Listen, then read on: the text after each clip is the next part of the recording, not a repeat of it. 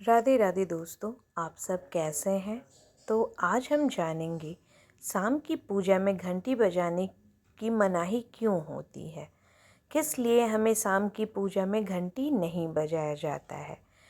ऐसा माना जाता है कि घंटी हमेशा ईश्वर को जागृत करने और उनके पास अपना संदेश पहुंचाने के लिए बजाई जाती है।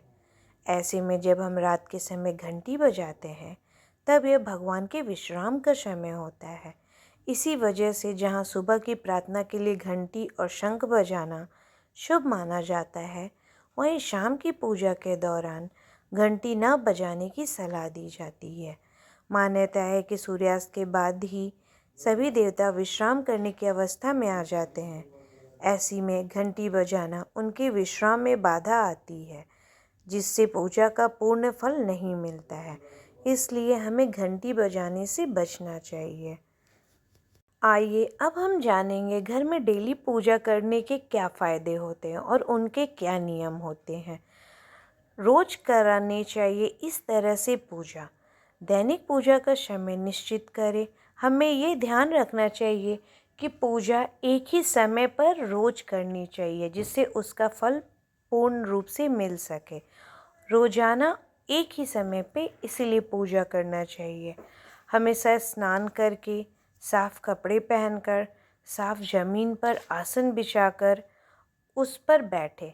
कभी भी ज़मीन पर सीधा बैठकर पूजा नहीं करना चाहिए। हो सके तो ऊनी आसन पर ही बैठे। कभी कभी ऐसा होता है ना कि हम प्लेन ज़मीन पे बैठ जाते हैं, आसन पे नहीं बैठते हैं, चाहे ऐसे ही बिना आसन के खड़े होके पूजा कर लेते हैं, तो ये गलत तरीका होता है। इसलिए हम पूजा बैठकर करें या खड़े होकर, हमेशा आसन पर ही करना चाहिए।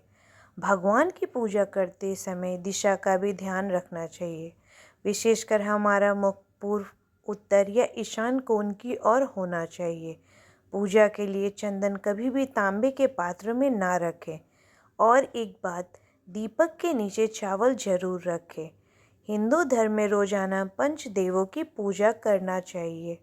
कहा गया है कि ये पंचदेव सूर्यदेव, श्री गणेश, देवी दुर्गा, भगवान शंकर और भगवान विष्णु है।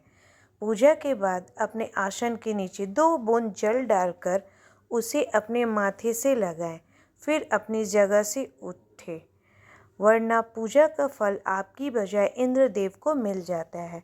इन सारी बातों का ध्यान रखना और डेली पूजा में विशेषकर करना चाहिए, जिसका पूर्ण फल हमें प्राप्त हो। इतने समय तक मेरे साथ बने रहने के लिए आपका बहुत बहुत धन्यवाद दोस्तों।